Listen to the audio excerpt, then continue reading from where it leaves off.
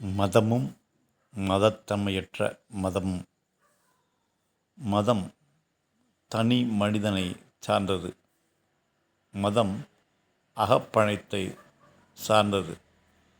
மதம் என்பது மனிதனின் உள்ளார்ந்த பயணத்திற்கு உதவும் ஒரு ஊடகம். ஆனால் இன்றைய அரசியல்வாதிகள் மதத்தை ஒரு ஊடகமாக வைத்து வெளியுலக அரசியலுக்கு பயன்படுத்தி வருகின்றார்கள். இதுவே பாமர மக்களுக்கு செய்யும் துரோகம். மதத்தன்மையற்ற மதவாதிகள் மதத்தை, தனி மனிதனுக்குரிய மதத்தை கூட்டத்திற்கும் கும்பல்களுக்கும் பயன்படுத்துகின்றார்கள். இதுவே மனித சமுதாயத்திற்கு அந்த இயக்கங்கள் செய்யும் மிகப்பெரிய துரோகம். இதனை பாமர மக்களும் புரியும்படி செய்ய வேண்டும். ஒரு மனிதனுக்கு மிகப்பெரிய சுதந்திரம் இந்த இறைத்தன்மை வழங்கியிருக்கின்றது. அவனை உணர எந்த மதத்தை சார்ந்து செல்வதற்கு அவனுக்கு மிகப்பெரிய சுதந்திரம் வழங்கியுள்ளது. இந்த மதம் என்பது தனி மனிதனை சார்ந்தது. ஆனால் மதத்தன்மையற்ற மதவாதிகள் அந்த மதத்தை பாமர மக்களை ஒன்று கூடுவதற்கும் அரசியலுக்கும் பயன்படுத்துகின்றார்கள். இது எவ்வளவு பெரிய தவறு! ஒரு உள்ளார்ந்து பயணிப்பவனுக்கு மதம் மிகவும் உதவியாக இருக்கின்றது. அரசியலுக்கு கும்பல் தேவை, மதத்திற்கு தனி மனிதன்தான் தேவை. தனி மனிதன் உயிர் தெழுந்தால்தான் அவன் மதத்தன்மையாகின்றான். கூட்டங்கள், கும்பல்கள் ஒட்டுமொத்தமாக சேர்ந்து நிற்பது அரசியல்தான். அங்கே மதத்தன்மை வீழ்த்தப்படுகிறது. அங்கே மதத்தன்மையற்ற மதம்தான் உருவாக்கப்படுகிறது.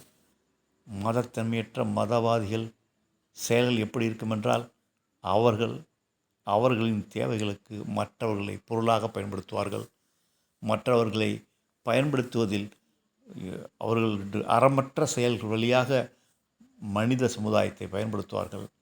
அப்படித்தான் சில இயக்கங்கள் இந்தியாவில் பயன்படுத்தி வருகின்றது. பாமர மக்களை மதம் என்ற பெயரில் அரசியலுக்கு பயன்படுத்தி அந்த பாமர மக்களின் வாழ்வாதாரத்தை சிதைக்கின்றார்கள்.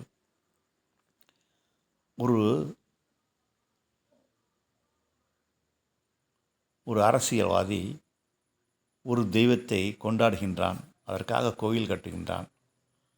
ஆனால் அந்த அரசியல்வாதி எதிர்பார்த்தபடி அவன் வெற்றி பெற முடியவில்லை. அந்த இடத்தில் எங்கே ஒரு தெய்வத்தை கொண்டாடினானோ, எதற்காக ஒரு தெய்வத்திற்காக ஒரு கோயிலை கட்டி இந்தியா முழுவதற்கும் தெரியும்படி கொண்டாடினார்களோ, அந்த இடத்தில் அவர்கள் தோற்றார்கள். உடனே அந்த அரசியல்வாதி அந்த தெய்வத்தை கைவிட்டு விட்டார். இன்னொரு தெய்வத்தை தோளில் அமர்த்தி கொண்டாடுகின்றார்.